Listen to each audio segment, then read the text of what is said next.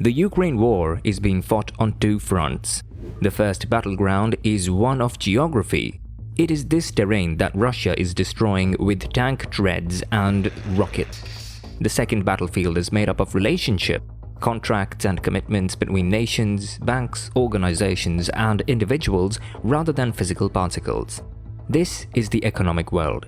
In this video, we'll be talking about how the Ukraine war would negatively impact the economy of Russia as well as the other countries. And before we start, make sure to hit the subscribe button and turn on the notification bell. Done? Let's get started. On Battlefield 1, Russia has a military edge over Ukraine, but on Battlefield 2, it is being decimated by a Western alliance. The US and other major European countries have announced a series of financial penalties and sanctions against Russia in recent days that are unprecedented for a large economy. Russia is on the verge of a financial meltdown as a result of these policies. To grasp the second battleground, divide the recent news into three categories: the global boycott of Russia, the domestic economic catastrophe in Russia, and the global rippling effects that we're already seeing. Over the weekend, the United States and a number of European countries revealed their plan to cut several Russian banks off from the SWIFT, or Society for Worldwide Interbank Financial Telecommunication trading mechanism. Many Russian banks will be unable to trade in large amounts as a result of this. The indirect consequence is more significant. A Russian bank that has been removed from SWIFT becomes a risky place to keep the money. The US Treasury and the European Central Bank have both stated that Russia's foreign reserves will be frozen. What exactly does that imply? Hundreds of billions of dollars are held by the Russian Central Bank, which can be converted into rubles in a crisis to keep the currency afloat. By freezing Russian funds in Western banks, the US and Europe are effectively depriving Russia of its most powerful weapon in the event of a currency crisis, thereby telling Russia, your assets are temporarily worthless. You don't have assets worth $300 billion. You have a balance of $0.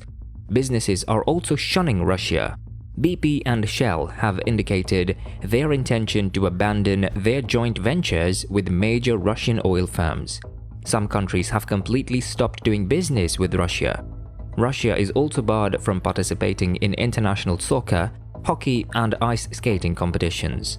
These activities amounted to the cultural extermination of a whole nation.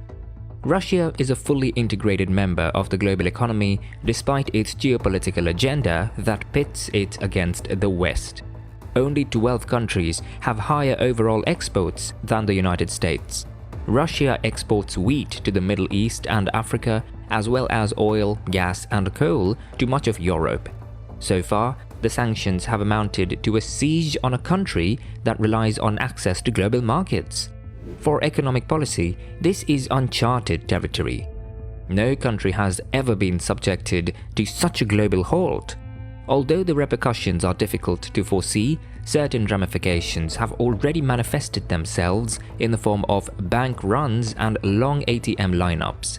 Several Russian banks' London Stock Exchange listings plummeted by more than 50% on Monday.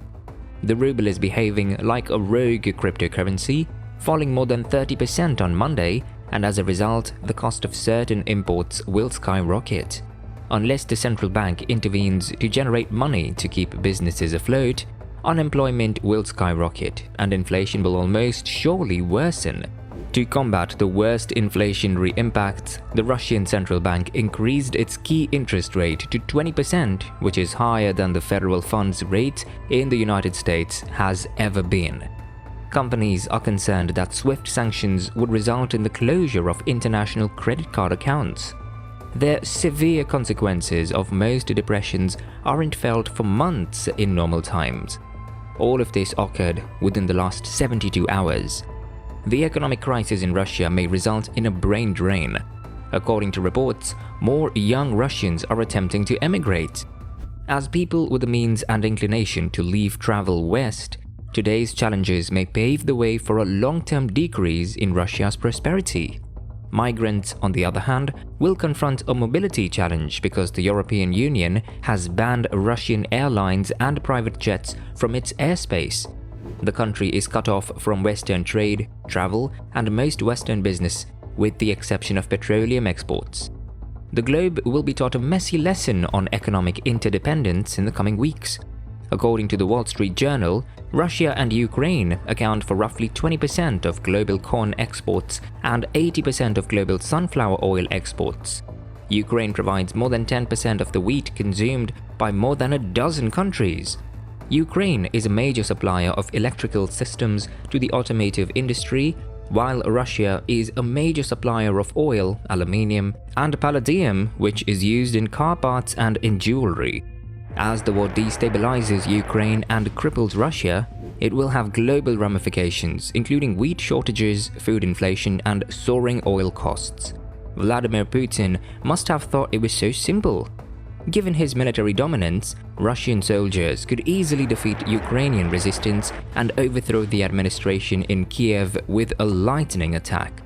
The Kremlin would have hoped for sanctions in response to the invasion, but figured they'd be a minor annoyance given the West's divides. Even if the measures were harsher than predicted, Russia had a $650 billion gold and foreign exchange reserve war chest to keep the economy afloat.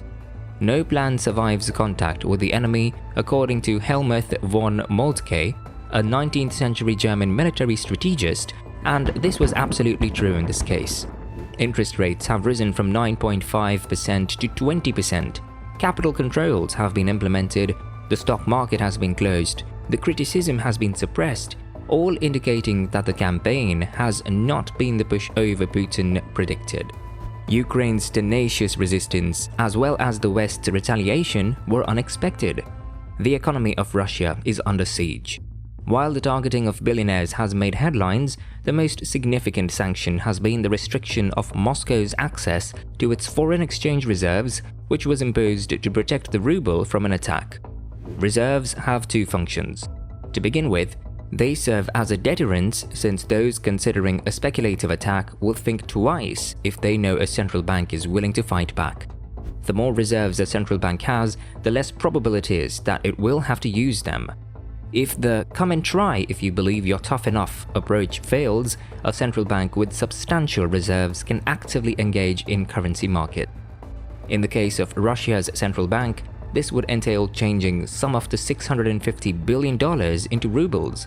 Selling dollars, euros, or pounds for rubles would increase the value of the Russian currency. Neither of these choices is viable at this time.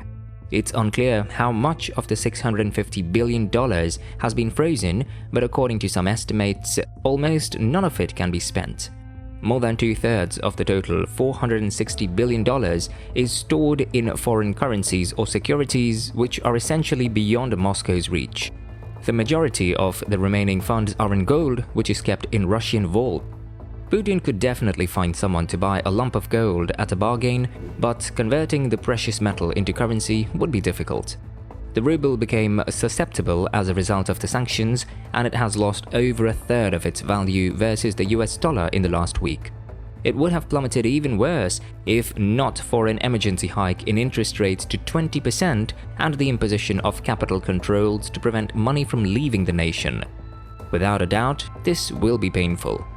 The impact of sanctions will be amplified by a weakened currency, while a doubling of borrowing prices will exacerbate the impact of sanctions and send the economy into a deep recession. According to Kay Neufeld, the head of forecasts at the Center of Economics and Business Research, the Russian economy might be 14% smaller in 2 years than it would have been if the invasion of Ukraine had not gone forward. There will be job losses. Imported items will be in short supply. Savings will be least valuable. Sanctions, on the other hand, can cause anguish without resulting in a change of leadership or a policy shift, as Neufeld points out. Iran's potential output was reduced by 20% in the 2 years following the imposition of sanctions over its nuclear program, but it did not succumb. So, 10 days into the assault, the West must make a critical decision. There are valid reasons for not doing so. For starters, Russia supplies 40% of the EU's natural gas, and finding alternate sources would take time. Last week, Western foreign ministers debated an energy embargo, but are still focused on lowering reliance on Russia rather than imposing penalties. Finally, The West must decide how serious it is about defeating Putin. Certain events must occur in order for this to occur. Sanctions on Russian oil and gas exports will have to be extended. Otherwise, the Kremlin's war machine will be financed by Europe's customers. Finance ministries must provide more assistance with energy costs, approaching this problem with the same urgency as COVID-19. The transition to clean, locally produced energy must be hastened. Last but not the least, the West must not mislead itself into believing that sanctions will be effective immediately. It must be prepared to last a long period, as even the most difficult sieges take time to complete. Did you find this video informative and helpful? Let us know in the comment section below. Make sure to subscribe so you don't miss out on my future videos. Don't forget to like and share.